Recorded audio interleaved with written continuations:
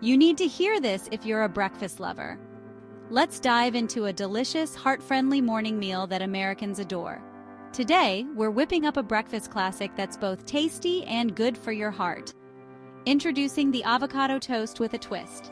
Here's what you'll need.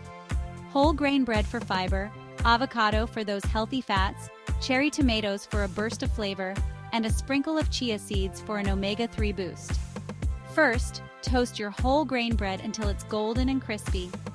Then, mash up half an avocado and spread it generously on your toast. Top with sliced cherry tomatoes and sprinkle with chia seeds. And for an extra zing, add a squeeze of lemon juice and a pinch of sea salt. Voila! A heart-healthy, delicious breakfast that's quick and easy to make. So, next time you're craving a morning pick-me-up, try this American favorite with a nutritious twist. Your heart will thank you.